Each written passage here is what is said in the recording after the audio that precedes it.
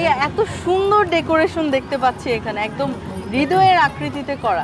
এটা কি আর্টিফিশিয়াল ফুল দিয়ে করা না নাকি? না, এগুলো রিয়েল। আপনি Real একটা হাত ফুল? দিয়ে দেখেন, এটা রিয়েল। আচ্ছা আচ্ছা, এগুলো সব রিয়েল রিয়েল ফুল তাই না? জি, জি, হ্যাঁ। এত সুন্দর করে একদম হৃদয়ে জুড়িয়ে যাচ্ছে এত সুন্দর ফুলের সমারোহ দেখে। ভাইয়া এখানে তো অনেক সুন্দর রংবাহারি ফুল দেখছি, আপনি একটু আমাকে বলেন যে এটা কি ফুল আর আসলে এটা কয় জাতের হয়? এটা কসমস ফুল, এর 4টে ভ্যারাইটি আছে এখানে। আমি তো দেখছি সাদা, গোলাপি, এটা আর কি কি কালার হয়? তো আমার কাছে এই 4টে ভ্যারাইটি আছে। ভাইয়া এই যে ফুলের, এটা আপনি কি শুধু এখানে দর্শনার্থীদের জন্য করেছেন নাকি এটা বাইরেও বিক্রি করা হয়? দর্শনার্থীদের জন্যই করা, আর আমি শুধু বিক্রি করে এটা রেণু চারা। যারা দর্শনার্থী তারা এখানে কিভাবে আসে? তারা কি টিকিট করে আসতে হয় নাকি একদম ফ্রি? টিকিট। আচ্ছা, মাত্র 30 টাকা করে টিকিট দিয়ে তারা এত সুন্দর ফুলের রাজ্যে হারিয়ে যেতে পারবে, তাই তো? এখানে বসার জায়গাও আছে, চলেন ভাই একটু বসি। ভাই এই যে এত সুন্দর ফুল দেখলেই চোখ জুড়িয়ে যায়, এই ফুলটা কতদিন পর্যন্ত নেওয়া যায়? এটা কোন সময় বেশ ভালো ফুল?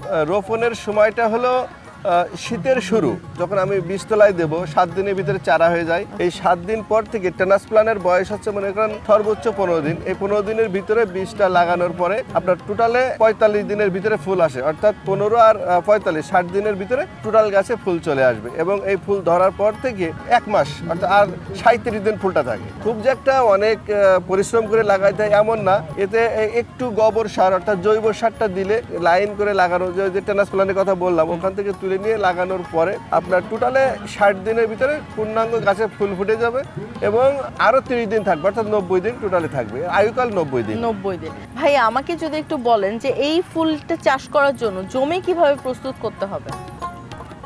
আমি আপনাকে সুন্দরভাবে একটা জিনিস বোঝাচ্ছি, আসলে গুরুত্বপূর্ণ একটা বিষয়। এই ফুলটা কিন্তু একটা বুনো টাইপের ফুল। এইটা যদি আপনি বীজটা ম্যাচিউরড হওয়ার পরে আপনি ফেলে রাখেন, তারপরেও কিন্তু চারা হবে।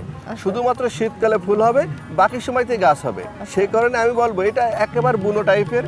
খুব বেশি যে সার দিতে হয়, খাদ্য দিতে হয় এমনটি না, শুধুমাত্র বীজটা মাটিতে স্বাভাবিকভাবে রেখে একটু পানি দিলেই চারাটা হয়ে যাবে। এবং যে মাটিটা প্রস্তুত করতে হবে সেটা জাস্ট একটা চাষ দিয়ে যাতে ঘাস না হয় সেইভাবে লাগাইলেই মোটামুটি হয়ে যাবে।